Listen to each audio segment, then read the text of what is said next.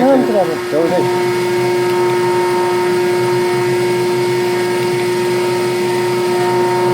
Așa vreau să-i pun pe geam o lupă. Exact pe ăla acolo unde lucrează. Ai colai? Să vezi în miniatură.